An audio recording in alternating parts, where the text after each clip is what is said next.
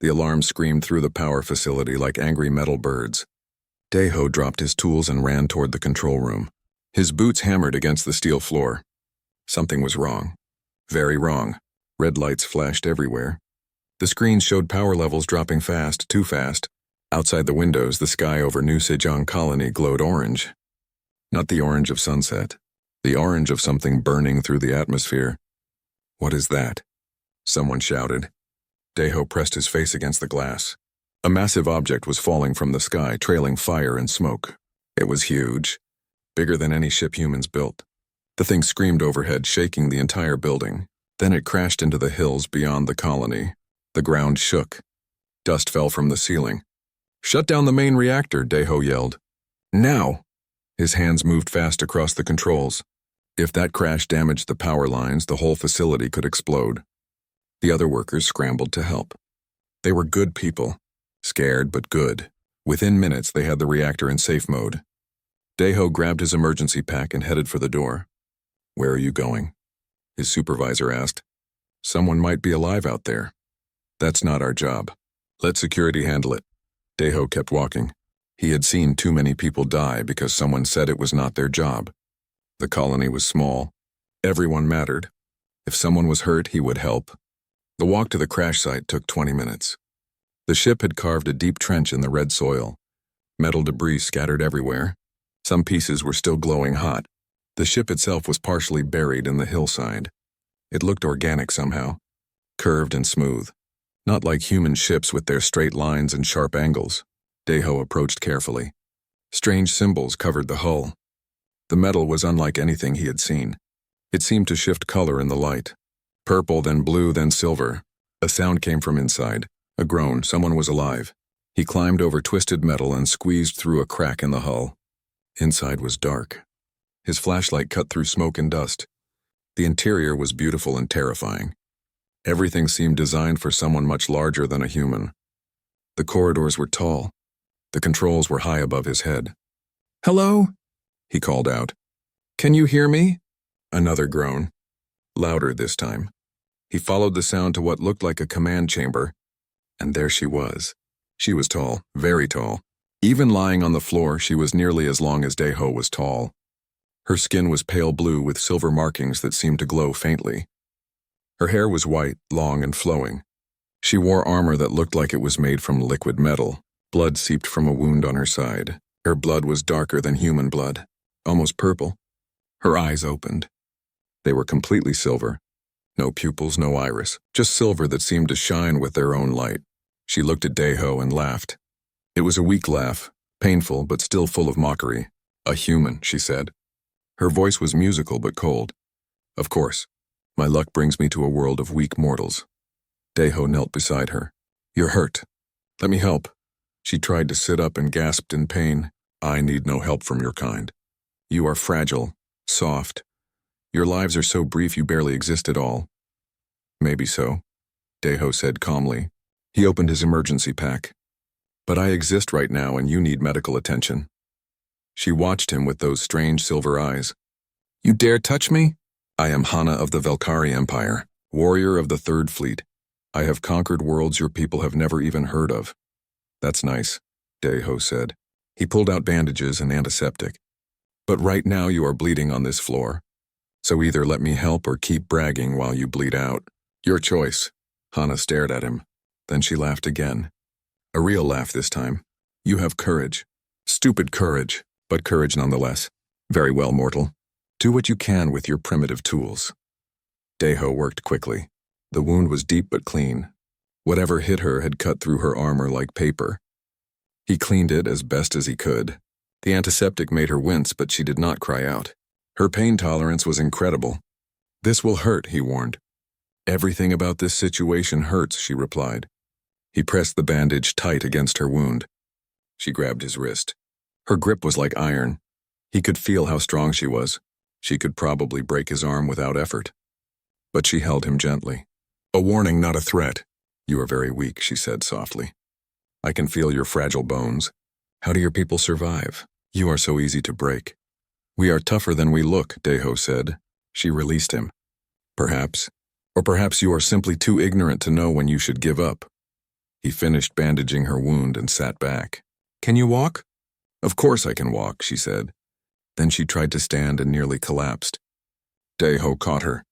She was heavy, much heavier than she looked.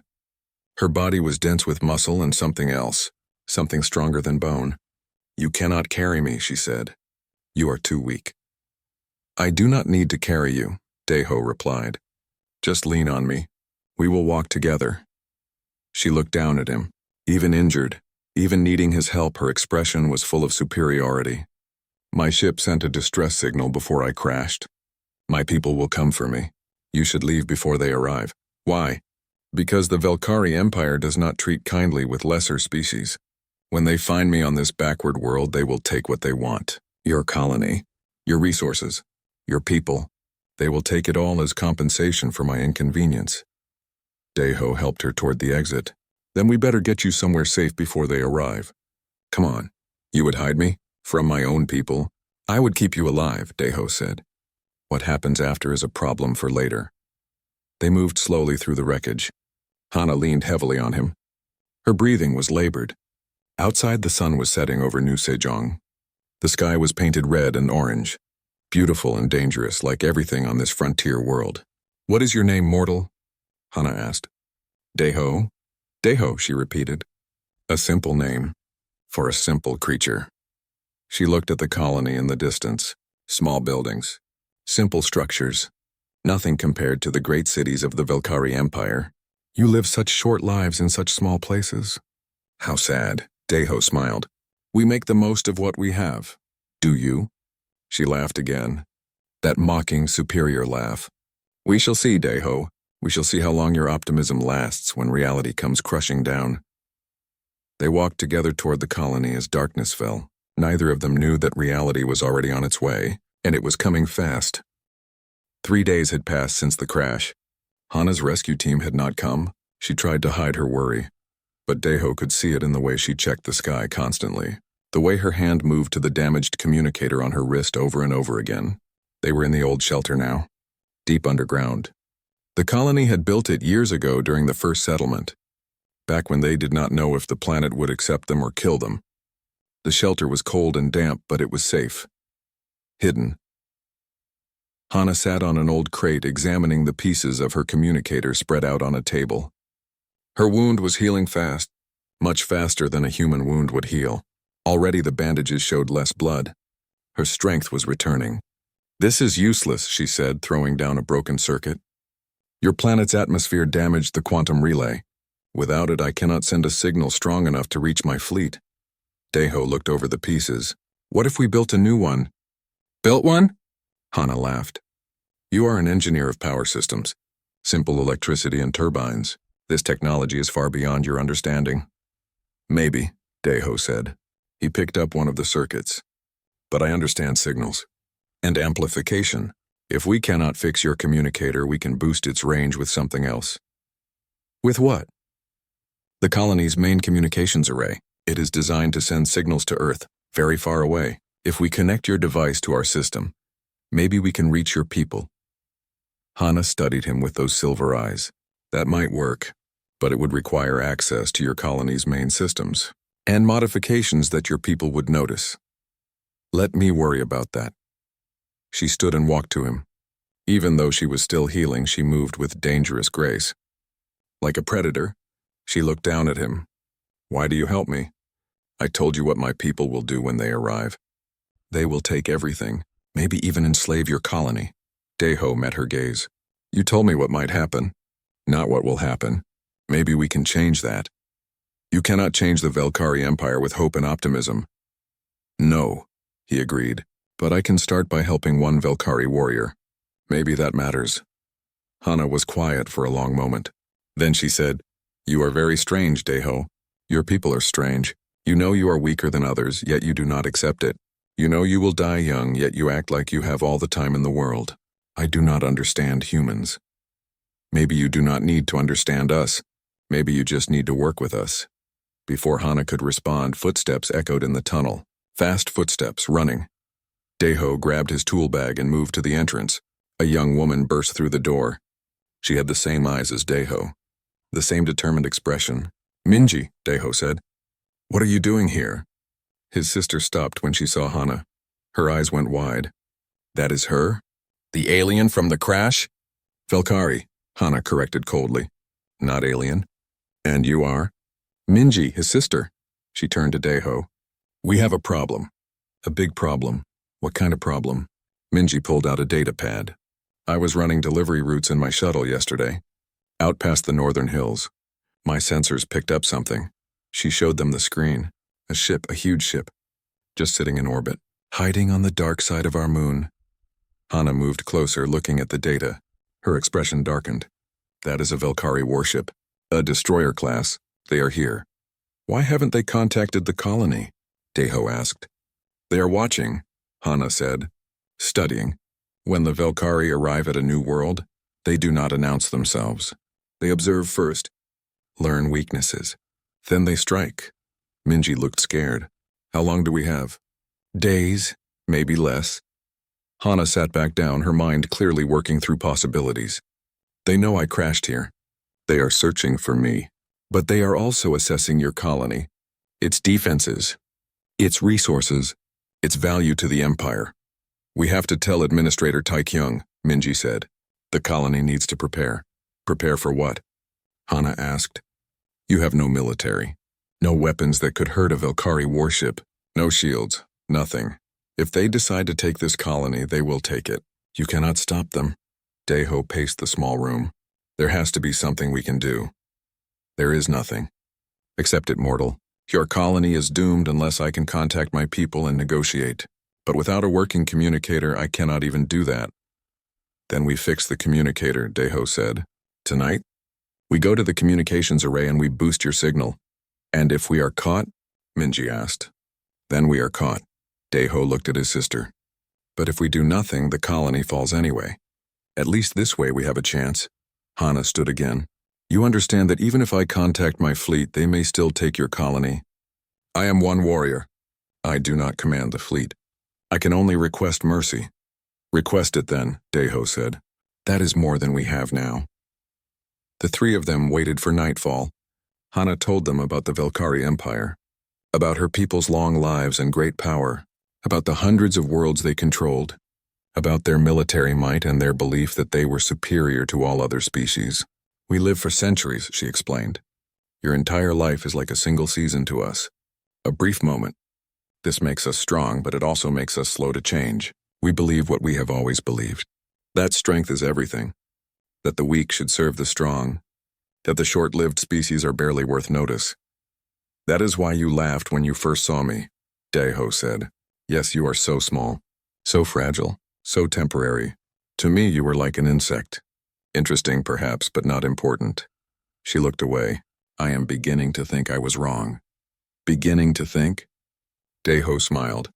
Do not push your luck, mortal. When darkness came, they moved.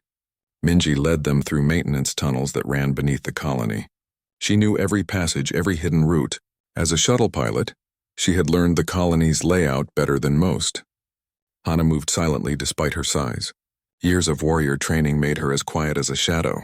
They reached the communications building without being seen. Deho used his security codes to open the back entrance. Inside, the equipment hummed with power. Massive servers and antenna controls filled the room. Can you really make this work? Minji whispered. Deho was already pulling cables and opening access panels. We will find out. Hana connected her communicator to the colony systems. The alien technology and human technology looked wrong together. Like they were never meant to touch. But Deho worked his magic, bridging the gap with improvised connections and creative routing. The power requirements are high, he said. When we activate this, the whole colony will know. Every light will dim. Every system will slow down. How long do you need? Minji asked Hana. 3 minutes to establish a connection. 5 to transmit my message. 8 minutes, Deho said. We can do that. He looked at Hana, really looked at her. This powerful warrior from a mighty empire, injured and far from home, dependent on weak mortals to save her, and yet she was trusting them, working with them. Ready? He asked. Hana nodded. Activate the system. Deho threw the switch. Power surged through the cables. The building's lights flickered. All across the colony, people would be noticing the power drain. Security would be coming soon. Hana's communicator lit up. Strange symbols scrolled across its surface. She spoke in her own language. Melodic and complex, beautiful and alien, her message went out into space, carried by human technology and alien science working together. Outside, alarms began to sound. They had been discovered. How much longer? Deho asked. 2 minutes, Hana replied, still speaking into her device. We do not have 2 minutes, Minji said from the door. Security is coming. Let them come, Deho said. We finish this. Hana finished her transmission and disconnected. It is done. My message is sent. What happens now? Minji asked. Hana looked at them both. For the first time since they met, her expression was not mocking. It was almost respectful. Now we hope that my people listen, and if they do not, we hope that weak mortals are stronger than they appear. The door burst open. Security guards rushed in. But Deho stood his ground. Whatever came next, at least they had tried. At least they had fought back. That was the human way. Administrator Tae-kyung stood before the colony's emergency council. His face was pale. His hands shook as he held the message tablet. Around the table sat the colony's leaders. Engineers, doctors, farmers, teachers. Good people who had never expected to face war. They have given us 12 hours, Tae-kyung said quietly. Surrender the colony or they will destroy it. The room erupted in panic. Voices overlapped. People shouted questions that had no good answers. Deho stood in the corner with Hana and Minji. They had been released from security custody when the Valkyrie message arrived. Suddenly, helping the alien did not seem like a crime. It seemed like their only hope. Silence, Tae-kyung shouted. The room quieted. We need solutions, not panic. Does anyone have a plan? We surrender, someone said. What choice do we have? Slavery, Hana said from the corner. Everyone turned to look at her. She stood tall, her armor gleaming even in the dim emergency lights. That is your choice. Surrender and become servants to the Empire. Your children will work Valkyrie mines. Your resources will feed Valkyrie worlds. Your colony will cease to exist as you know it. And if we fight? Asked Jiwon, the head of security. She was a tough woman with scars from the colony's early years. Can we win? No, Hana said simply. You cannot win. One Valkyrie destroyer could level this entire colony in minutes. You have no military, no weapons capable of harming their shields, no fleet to challenge them. Fighting is suicide. Then what do we do? Tae-kyung demanded. Deho stepped forward. We make it too expensive for them to take us easily. Explain, Jiwon said. Deho moved to the holographic display showing the colony and surrounding area. They are not here to destroy us. They are here to claim us. That means they want the colony intact. They want the infrastructure, the resources. If we threaten to destroy what they want, maybe we can negotiate. You would blow up our own colony? Someone asked, horrified. No, but I would make them think we might. And while they are worried about that, we make their invasion as difficult as possible. Guerrilla tactics.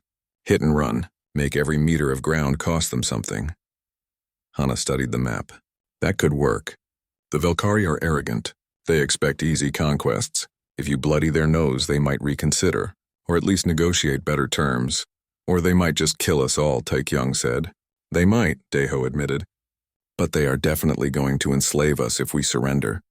At least fighting gives us a chance. The council argued for an hour. Some wanted to surrender. Some wanted to flee into the wilderness. But slowly, reluctantly, they came around to Deho's plan. Not because it was good, but because every other option was worse. Tae-kyung finally nodded. We fight. May the gods help us. The next hours were chaos. Deho, Jiwon, and Hana worked together to prepare defenses. They had so little to work with. Mining explosives became improvised bombs. Construction equipment became mobile barriers. The power facility became a fortress. Every citizen old enough to hold a weapon was given one, even if that weapon was just a mining laser or a metal pipe. Minji organized the evacuation of children and elderly to the deep shelters. The places where the colony once hid from dust storms and solar radiation, now they would hide from alien invaders. Hana moved through the colony, teaching people about Valkyrie tactics, about their armor, their weapons, their weaknesses. Yes, they had weaknesses. All species did. The Valkyrie relied on their shields and advanced technology. But shields could be overloaded, technology could be jammed, and arrogance could be exploited. They will send ground troops first, Hana explained to the defenders. Warriors like me, strong and fast. Your bullets will not penetrate their armor easily. Aim for joints, necks, eyes, use explosives. Use terrain. Make them come to you. Ji-won listened carefully, taking notes. How many warriors will they send? For a colony this size? Maybe 50, maybe 100. They will not send more. You are not considered a serious threat. Good, Ji-won said grimly. Let them underestimate us. The 12 hours passed too quickly. Dawn came cold and red over New Sejong. In the sky, everyone could see them now. 3 massive ships descending from orbit. The destroyer and 2 smaller assault carriers. They looked like predatory fish, sleek and deadly.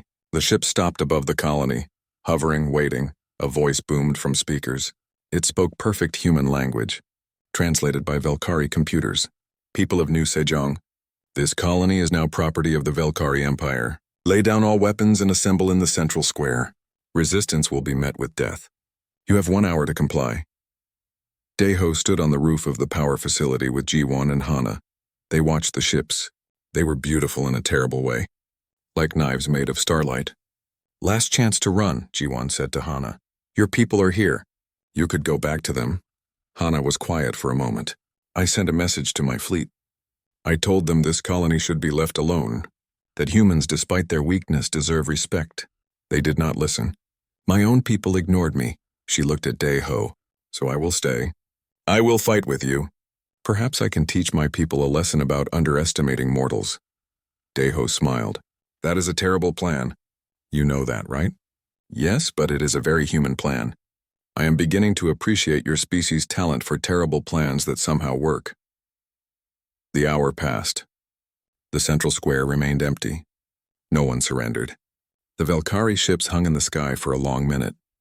Then the voice came again, angry this time. So be it. You have chosen death. The assault carriers opened their belly doors. Shapes dropped out. Velkari warriors in full combat armor. They fell like meteorites, shields glowing as they descended. They hit the ground hard enough to crack pavement. 50 warriors, maybe more. Each one was as strong as Hana. Each one had weapons that could cut through steel like paper. The battle for New Sejong began. The first warriors marched toward the colony center, confident, unstoppable. They expected terrified humans to flee. Instead, the ground exploded beneath them. Improvised mines, mining charges that Daeho had planted during the night. 3 warriors went down. Their shields had protected them from bullets. But high explosives at close range? That was different. The Velkari advance stopped, regrouped. They were more careful now. Then the shooting started. Humans fired from windows, from rooftops, from underground tunnels. Their weapons were primitive compared to Velkari technology, but there were many of them. And they were fighting for their homes. A warrior's shield overloaded under sustained fire. He staggered. Ji-won's team hit him with concentrated laser fire from mining equipment. The warrior fell. The Velkari pulled back, taking cover. This was not what they expected. This was not an easy conquest. This was a real fight. On the destroyer above, the Velkari commander watched the battle with growing anger. These were primitives, mortals, weak creatures with short lives. How dare they resist? How dare they hurt his warriors? In the power facility, Daeho coordinated the defense with borrowed military radios. Minji flew her shuttle low and fast, dropping supplies to defenders who were cut off. Hana fought alongside humans, using her knowledge of Velkari tactics to predict their moves. A group of warriors tried to flank the defenders. Hana warned Daeho. He redirected teams to block them. The warriors ran into another ambush. More explosives. More coordinated fire. The battle raged through the day. Humans fell. Many humans. Their bodies lay in the streets they had built with their own hands. But Velkari warriors fell too. More than should have been possible. More than the Velkari commander could believe. By nightfall, the Velkari pulled back to regroup. They had taken heavy casualties. Nearly a third of their ground forces were dead or wounded. The human colony still stood, still fought, still resisted. In the destroyer, the commander stared at reports in disbelief. His warriors were being defeated by mortals, by weak, short-lived creatures with primitive weapons. It was impossible. It was humiliating. He made a decision. If ground forces could not take the colony quickly, he would use orbital bombardment. He would destroy the infrastructure, kill everyone. Better to have nothing than to suffer this embarrassment. His hand moved toward the firing control, but before he could activate it, his tactical officer shouted a warning. Human ships were approaching. Not military ships. Merchant vessels, colony transports, dozens of them, called in by Nu Sejong's desperate messages. Other human colonies had heard about the battle, and they were coming to help. The Valkyrie destroyer could easily destroy them all, but doing so would mean war with humanity, all of humanity, and the commander knew what his superiors would say. The Empire was not ready for a major war, not yet. He pulled his hand back from the firing control. This was not over, but it had become complicated, very complicated, and all because one small human colony refused to accept defeat. On the ground, Daeho collapsed against a wall, exhausted. Hana sat beside him, equally tired. They had survived the first day, but how many more could they endure? Your people are insane, Hana said, but there was admiration in her voice. They should have run, should have surrendered. Instead, they fought against impossible odds. That is what humans do, Daeho said. We do not accept impossible. We fight until we cannot fight anymore, and then we fight a little more. Hana laughed softly. Yes, I am beginning to understand that. The second day of fighting was worse than the first. The Valkyrie changed their tactics. They stopped advancing directly. Instead, they used their superior technology to cut off supply lines, to isolate groups of defenders, to slowly strangle the colony. Daeho and a small team were trying to reach an isolated group of defenders on the eastern edge of the colony. Hana went with them. She moved like a ghost through the rubble, her warrior training keeping them alive. Twice she warned them about Valkyrie patrols. 3 times she found safe routes through dangerous areas. They were crossing through an old maintenance tunnel when the ceiling collapsed. Maybe it was battle damage. Maybe it was the Valkyrie bombardment from above. Maybe it was just bad luck. The reason did not matter. One moment they were moving through the tunnel. The next moment, tons of rock and metal were falling on their heads. Daeho felt someone grab him and throw him backward. Hana, she pushed him out of the collapse zone, but she was not fast enough to save herself. The debris buried her up to her waist. A massive concrete beam pinned her legs. The rest of the team was on the other side of the collapse, cut off. Daeho could hear them shouting, but the wall of rubble between them was too thick. He was alone with Hana in the darkness. His flashlight was broken. Only her armor's faint glow provided any light. Go, Hana said. Her voice was strained with pain. Find another route. Reach the defenders. I will be fine until you return. I am not leaving you. Do not be stupid. I can survive here for days. My body is stronger than yours. I can endure. Daeho started pulling at the rubble. I said I am not leaving you. You cannot move this beam. It weighs tons. Then I will find a way. He looked around desperately. There, a piece of metal pipe. He could use it as a lever. He jammed it under the beam and pushed with all his strength. The beam did not move. Stop, Hana said. You will hurt yourself. Probably. He pushed harder. His muscles screamed. Still the beam did not move. Daeho, stop. This is foolish. You are wasting energy we might need to survive. He ignored her and kept pushing. His vision started to blur from the effort. His hands bled where the pipe cut into them. The beam shifted. Just slightly. Just a few centimeters. But it shifted. Hana stared at him. How are you doing that? You should not be strong enough. I am strong enough, he gasped. Humans are strong enough when it matters, he pushed again. The beam moved another centimeter. And another. Slowly, painfully, he lifted enough weight for Hana to pull one leg free, then the other. She crawled out from under the debris just as Daeho's strength finally gave out. He collapsed. Hana caught him before he hit the ground. She held him in the darkness, her silver eyes wide with something like wonder. You could have died. That beam could have shifted wrong and crushed you too. But it did not, Daeho said weakly. Why risk yourself for me? I am not your people. I am not even your species. Because you are my friend. Hana was quiet for a long time. Then she said softly, I have lived for 147 years. I have fought in 20 campaigns. I have conquered 6 worlds. But I have never had a friend willing to die for me. My people do not think that way. We value strength, achievement, glory, not friendship, not sacrifice. Now that sounds lonely, Daeho said. It is. We live so long, but we connect so little. We measure our lives in centuries, but we barely live at all. She looked down at him, really looked at him. Not as a weak mortal, not as a primitive creature, but as a person. You humans live such brief lives. 50 years, 60, maybe 80 if you are lucky, and yet you burn so bright. You love so fiercely. You sacrifice so completely. Why? Because we know our time is short, Daeho said. We know we do not have centuries to waste. So we make every moment count. Every friendship. Every sacrifice. Every love. Love, Hana repeated. That is not a word Velkari use often. We mate, we produce offspring. But love, that is considered a weakness, an emotional indulgence. Maybe that is why you are so lonely. Above them, the tunnel groaned. More debris shifted. They needed to move, but neither of them wanted to break this moment, this strange intimacy in the darkness. Tell me about your life, Hana said. Your real life.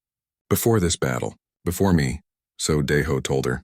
About growing up on Earth, about dreaming of the stars, about coming to New Sejong with Minji after their parents died, about building a life on this frontier world, about the struggles and the victories, about love and loss and hope. His whole life story, all 42 years of it, a brief moment to Hana, but to him it was everything. Hana listened, and as she listened, something changed in her silver eyes.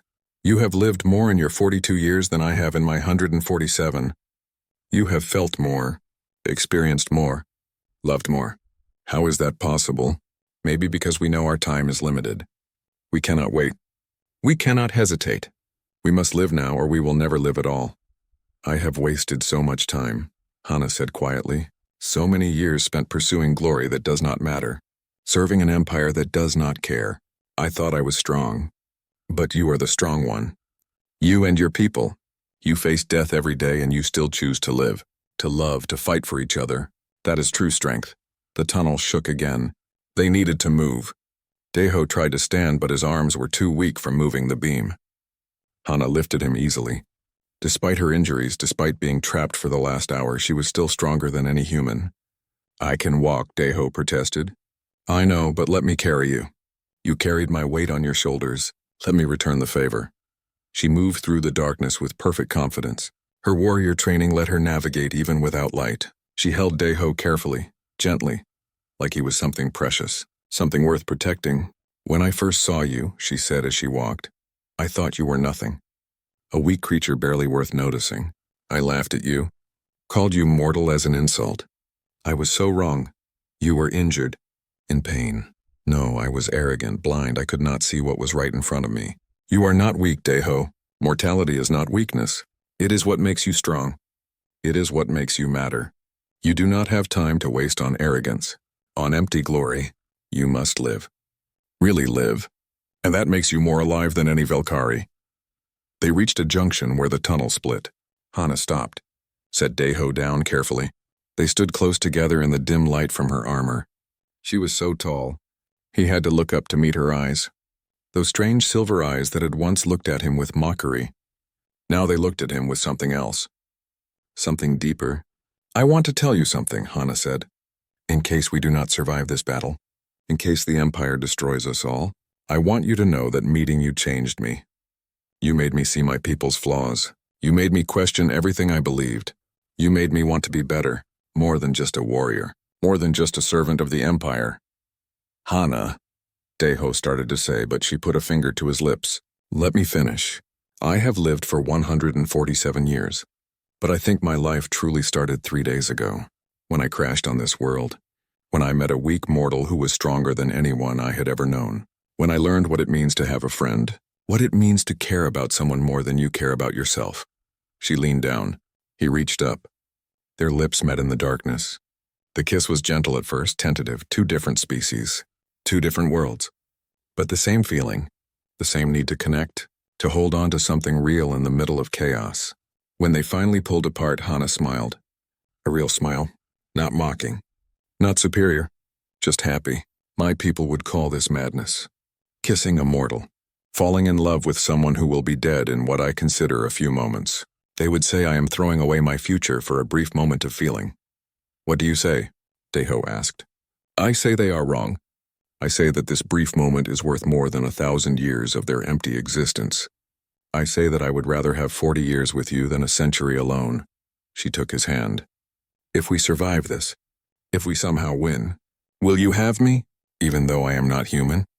Even though I am from the empire that tried to destroy your home? Yes, Deho said without hesitation. Yes, I will have you. For as long as time allows, they stood there holding hands. Two people from different worlds, different species, different lives. But somehow the same, somehow perfect together.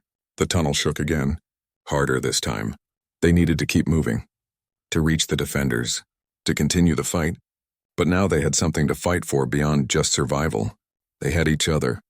Come on, Hana said, still holding his hand. Let us go save your colony.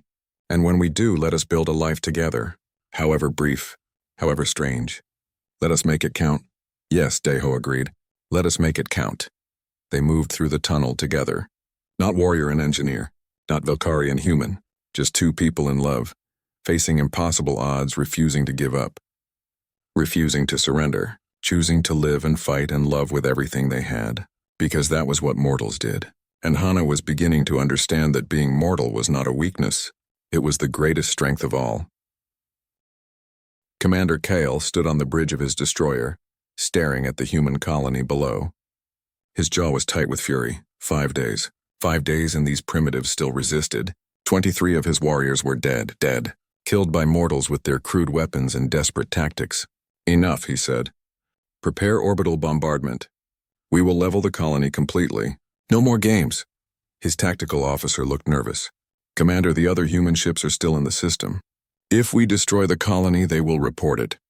The human government will respond. It could mean war. Let them come, Kale said. The Empire will crush them like we crush all inferior species. Charge the bombardment cannons. We fire in 1 hour. Below on the colony, Deho received the news from Tae-kyung. The old administrator's face was gray with exhaustion and despair. They are going to destroy us completely. We have 1 hour. The command center fell silent. They had fought so hard, lost so many, and now it would all be for nothing. Burned away by weapons they could not fight, could not even touch. Hana slammed her fist on the table. The metal bent under the impact. No, I will not let this happen. There must be a way to stop them. How? Ji-won asked. We cannot reach their ship. We have no fighters, no missiles, nothing that can threaten them up there. Then we go up there, Hana said. Everyone stared at her. That is insane, Minji said. How would we even get aboard? Hana looked at her. You are a pilot. Can you fly a Valkyrie shuttle? I have never seen one before this week. But could you learn? Quickly? Minji thought for a moment. Maybe if you showed me, but we do not have a Valkyrie shuttle. Yes, we do. Hana pulled up a tactical display. When my ship crashed, I ejected an emergency escape pod. It landed intact about 30 kilometers north of here. If we can reach it, I can activate it. Use it to get us aboard the destroyer. Aboard? Tae-kyung looked incredulous. And then what? You are one warrior. Even with help, you cannot fight an entire ship's crew. We do not fight them, Deho said. He was studying the display, his mind working through possibilities. We sabotage them, disable the bombardment systems, force them to delay or retreat. That might work, Hana agreed. If we can reach the weapon control systems and plant explosives, we can buy time. Maybe enough time for help to arrive. What help? Someone asked. I sent messages, Tae-kyung admitted. To Earth, to other colonies. To anyone who would listen. Some responded. They are sending what ships they can. But they are still days away. Then we buy days, Deho said. Whatever it takes, Ji-won stood. I will gather a team. Our best people. Within 30 minutes, they were ready. Deho, Hana, Minji, Ji-won, and 3 of the colony's toughest security officers. They took weapons, explosives, and equipment. They also took hope. Because without hope, they had nothing. The journey to the crash pod was dangerous. Valkyrie patrols were everywhere. But Hana knew their patterns, their blind spots. She guided the team through areas they would not watch, places they considered too difficult for humans to traverse. They reached the pod just as the sun was setting. It was smaller than Deho expected, sleek and silver, half buried in the red soil. Hana activated it with commands in her language. The pod rose from the ground, hovering on anti-gravity generators. "It is designed for one person," Hana said. "Maybe two in an emergency.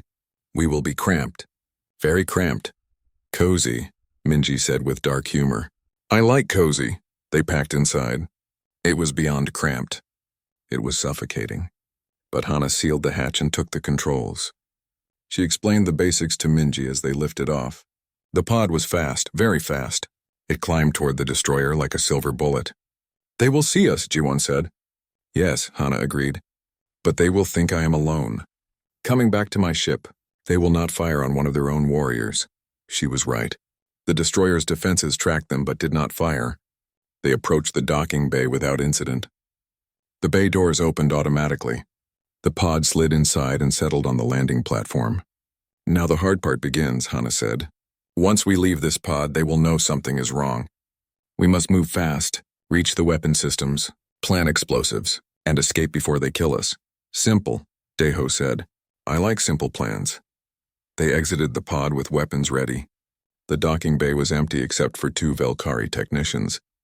They looked up in surprise when they saw humans emerging from the pod. Hana moved before they could sound an alarm.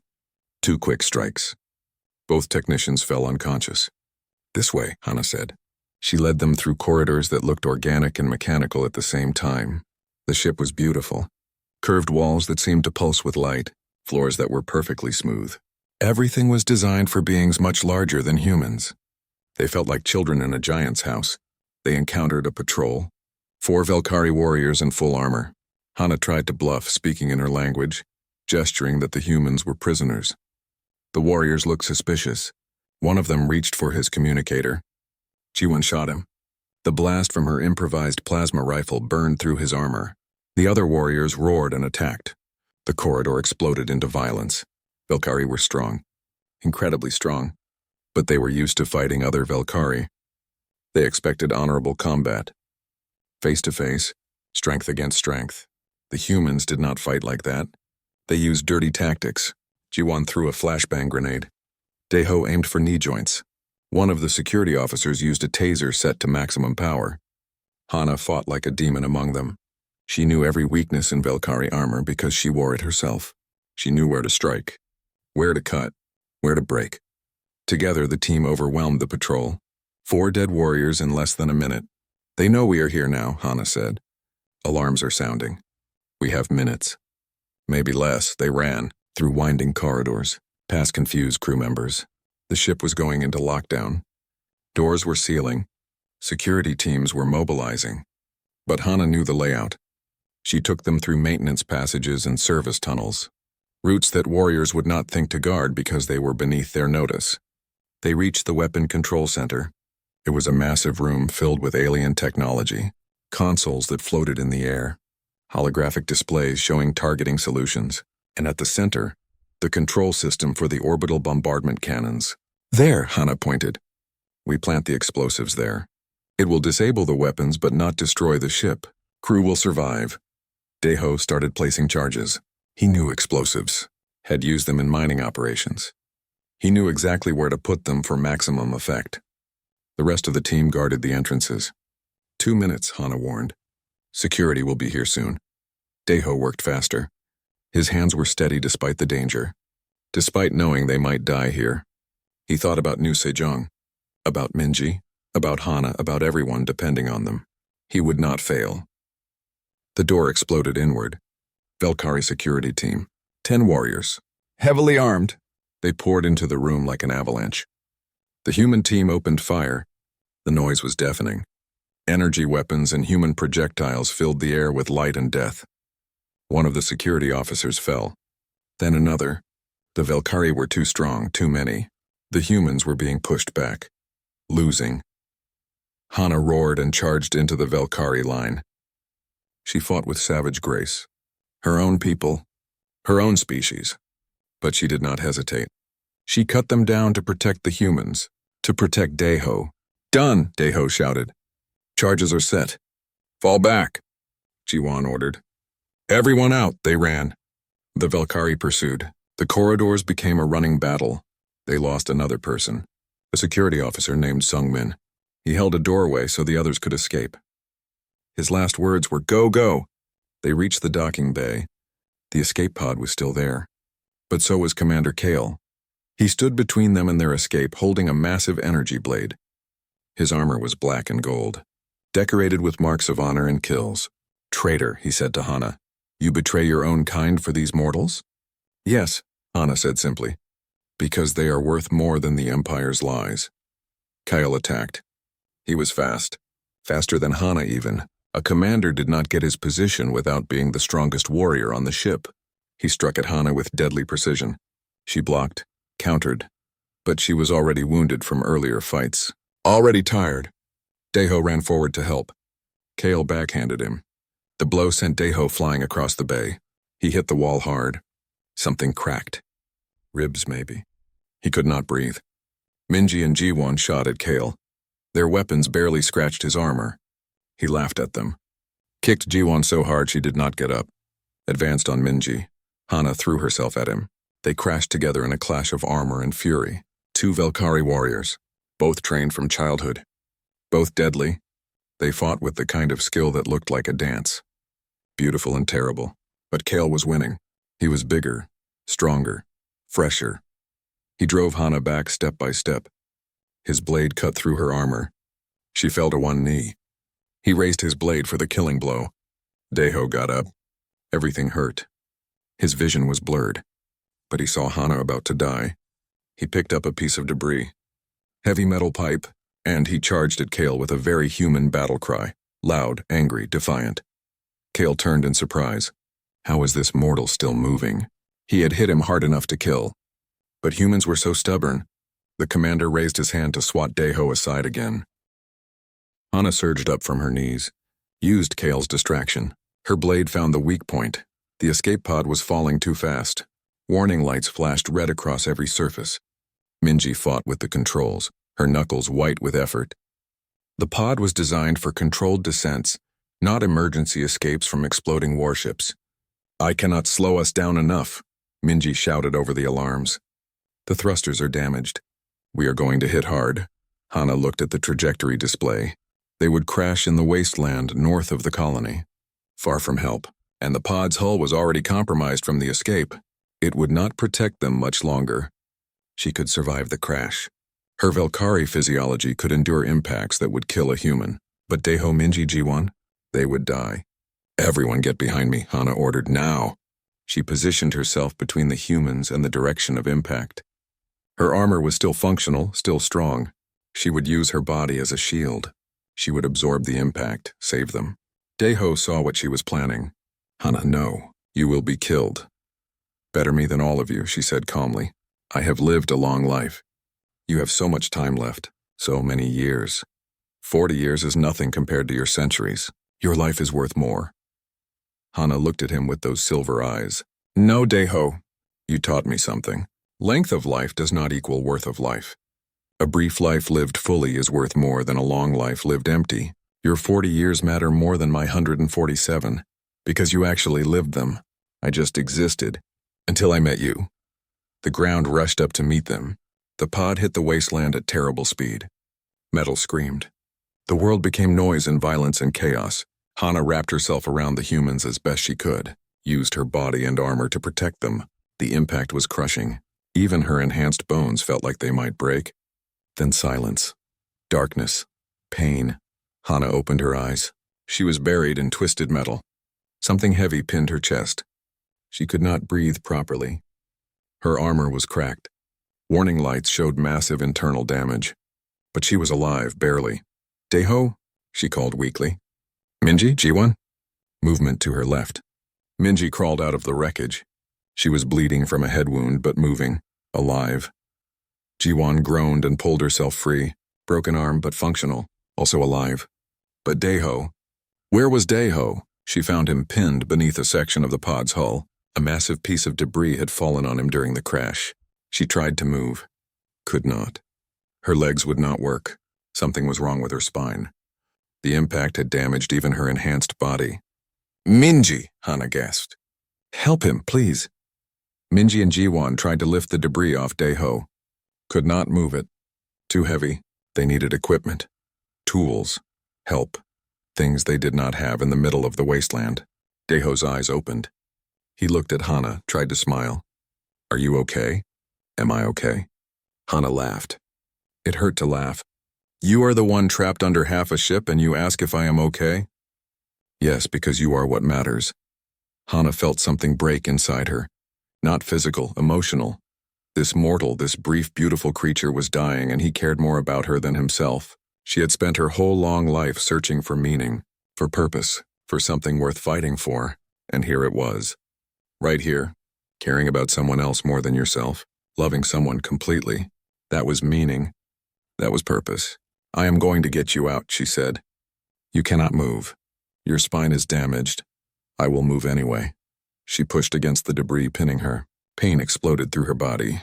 Every nerve screamed.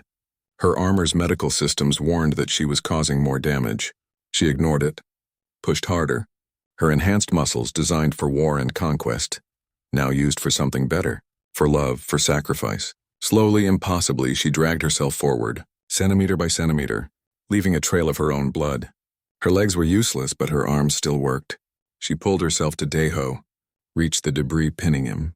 Hana, stop, Daeho said. You are killing yourself. Then I die saving you. That is a good death. The only death that matters. She grabbed the debris with both hands, used every remaining bit of her strength. The strength of a warrior who had conquered worlds. The strength of a woman who had found love. The strength of someone who finally understood what life was for. The debris moved. Just a little. But a little was enough. Minji and Jiwon pulled Daeho free. He gasped in pain. His injuries were severe. Crushed ribs, internal bleeding. Maybe worse. But he was free. He was alive. Hana collapsed beside him. She had nothing left. Her body was shutting down. Enhanced or not, she had pushed beyond her limits. Her vision was fading. The world was getting dark. Stay with me, Daeho said. He took her hand. Please stay. I'm sorry, Hana whispered. I wanted more time. I wanted to see what we could build together. What life we could make. I wanted to learn how to be human. How to really live instead of just exist. You learned, Daeho said. Tears ran down his face. You learned perfectly. You taught me too. Taught me that strength is not about power. It is about what you do with that power. How you use it. You used yours to save us. To protect us. That is real strength. Hana smiled. It was getting harder to think. Harder to feel. Tell me about our future. The one we will not have. Tell me what we would have done. Daeho held her close. We would have built a house on the edge of the colony, with big windows to see the sunrise. You would have learned to cook human food and complained that it was too bland. I would have learned your language and mispronounced half the words. We would have argued about whose culture was better and laughed because it did not matter. We would have had 40 years together. 40 beautiful years. 40 years, Hana repeated. That sounds perfect. That sounds like enough. More than I deserved. You deserve everything, Daeho said. In the distance, engines roared. Minji had activated the pod's emergency beacon before it died completely. Shuttles were coming from the colony. Medical teams. Rescue crews. Help was on the way. But Hana could feel it was too late. Too late for her. Promise me something, she said to Daeho. Anything. Promise me you will keep living. Really living. Not just existing. Fill those 40 years with meaning. With love. With moments that matter. Do not waste a single day. Make every moment count. I promise, Daeho said. But you are going to be here with me. We are going to do it together. No, this is my ending. But it is a good ending. I am dying for someone I love. I am dying to save you. My people would say that is weakness. They would say I threw away a long life for a brief moment. But they are wrong. This moment is worth more than centuries. You are worth everything. The shuttles landed. People rushed toward them, shouted orders, medical equipment. But Hana barely noticed. Her world had narrowed to just Daeho's face, just his voice, just the feeling of his hand holding hers. You called me weak when we first met, Daeho said. You laughed at my mortality, at my short life. Do you still think that? Hana smiled. Her last smile. No, you are the strongest person I have ever known. Your mortality is not weakness. It is power. It makes every moment precious. Every choice important. Every love deeper. I understand now. I finally understand what it means to be mortal. And it is beautiful. The medical team reached them, started working on both of them. But Hana's systems were failing. Too much damage. Even Velkari physiology had limits. She looked up at the sky. It was beautiful. Red and orange and purple. Like fire, like life. Deho, she whispered. Thank you. Thank you for teaching me how to live, even if it was just for a few days. Those days were the best of my long life. Hana, please, hold on, they can save you. But she was already gone. Her silver eyes lost their light. Her hand went limp in his. The warrior who had conquered worlds. The woman who had learned to love. She was gone. Deho held her and cried. Minji held him. Jiwon looked away, her own tears falling. The medical team worked desperately on Hana's body, on Deho's injuries, but some things could not be fixed. Some losses could not be undone. In the sky above, more ships appeared. Human ships, the reinforcements that New Sejong had called for.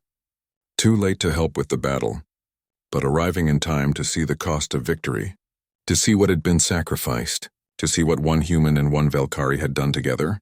The remaining Velkari forces, seeing their commander dead and their destroyer destroyed, retreated. They jumped to hyperspace and fled. The battle was over. New Sejong was saved. But the price had been high. So high. Deho was rushed to medical care. His injuries were severe but survivable. They stabilized him, saved his life. The life that Hana had died to protect. As he lay in the hospital bed, sedated and healing, he dreamed of her. Of their brief time together. Of everything she had taught him. Of everything they could have been. When he woke, Minji was there. She held his hand and told him what happened while he was unconscious. The Velkari retreat, the celebrations in the colony, the messages from Earth and other human worlds. New Sejong had become famous. The colony that fought back, the people who refused to surrender. We won, Minji said. Because of you and Hana, you saved us.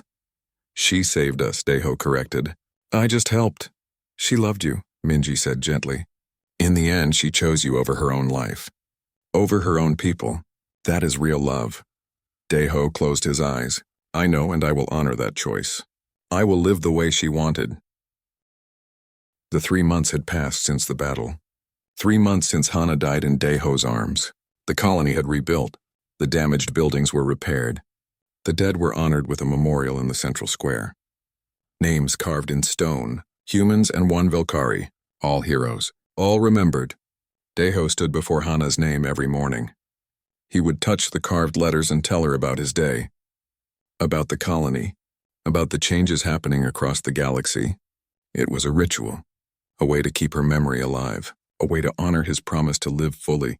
Good morning, a voice said behind him. Minji. She brought 2 cups of tea. They had started doing this together, visiting the memorial, remembering. Morning, Deho replied. He took a cup. The tea was hot. Good. He had learned to appreciate small things now.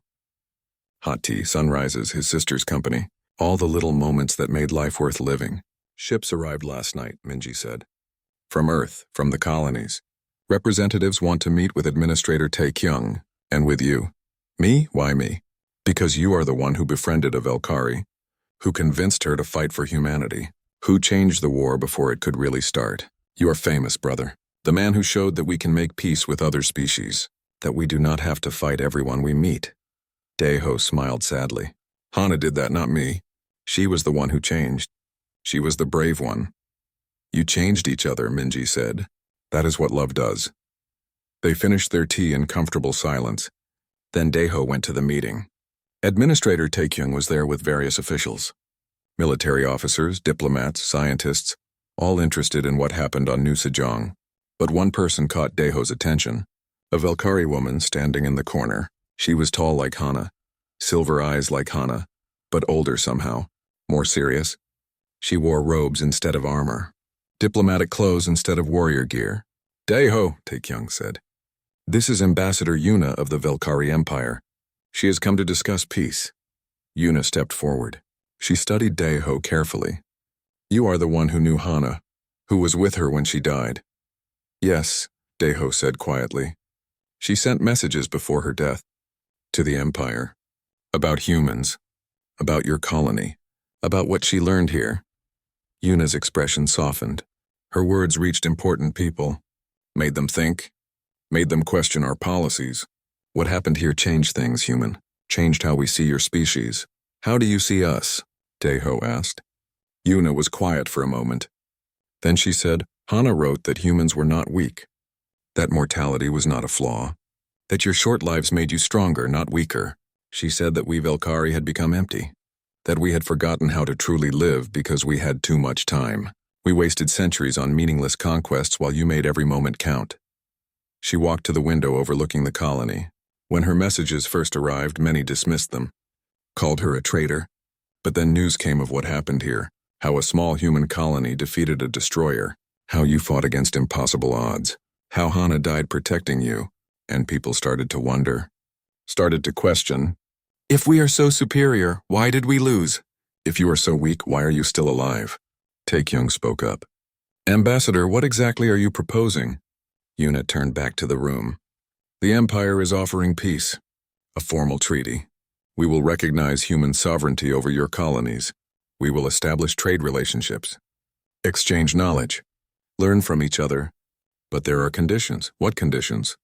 Deho asked. The Empire wants to study you. To understand what makes humans so resilient. What makes you fight so hard. What makes you matter despite your brief lives. We want to learn what Hana learned. How to live instead of just exist. You want to learn humanity? Minji said. That is what you are asking? Yes, we have the technology. We have the power. We have long lives, but we have lost something essential. Something you still have. Purpose. Meaning.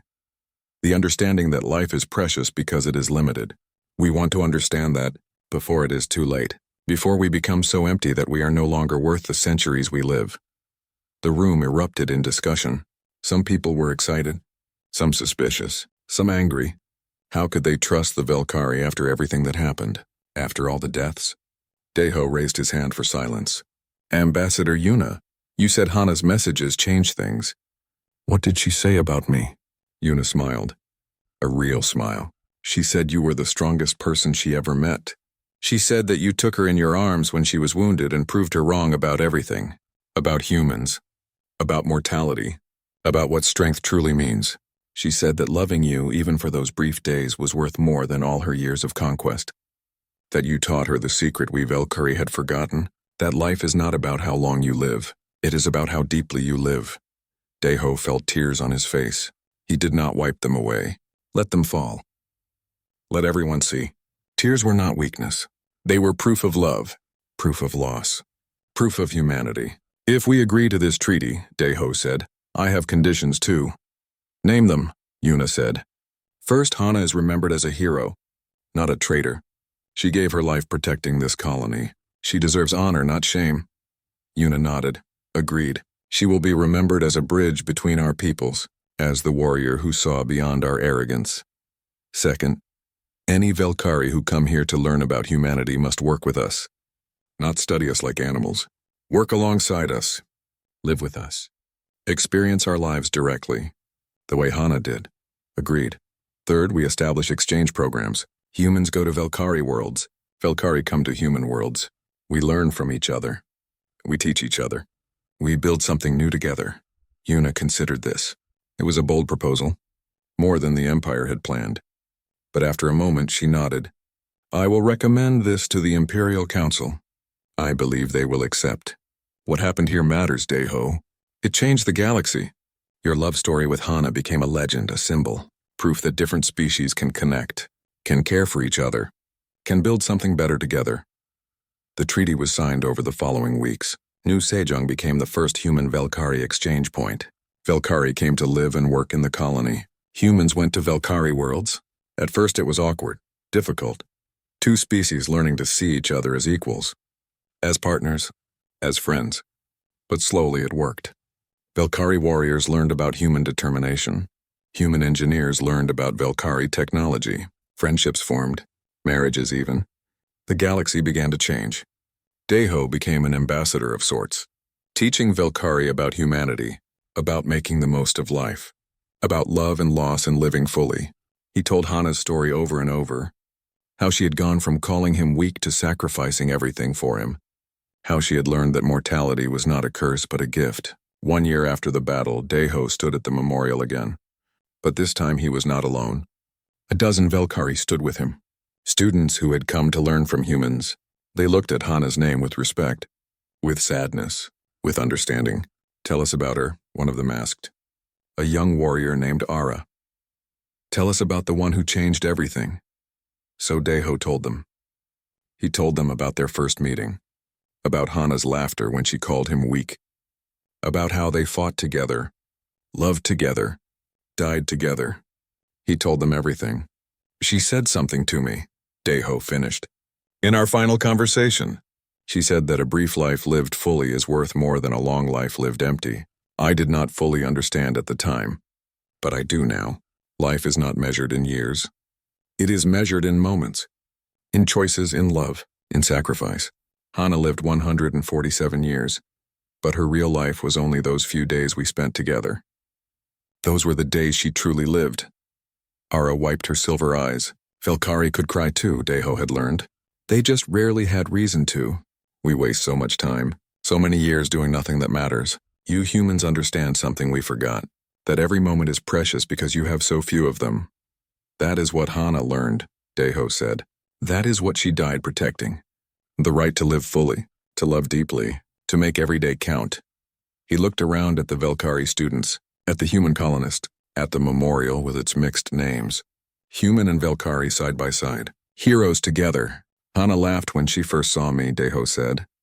She called me weak, called me mortal like it was an insult. But in the end, she understood. Mortality is not weakness. It is the greatest strength of all. It makes us urgent, makes us passionate, makes us alive in ways that immortality never could. We are not weak because we die. We are strong because we live knowing we will die. Every choice matters. Every love matters. Every moment matters, he smiled. A real smile. Happy and sad at the same time. Hana was wrong about humans. But I was wrong too. I thought her people were just arrogant conquerors. Just warriors who valued only strength. But Hana proved that Velkari can learn, can change, can grow. She proved that any species, any person can become better, can become more.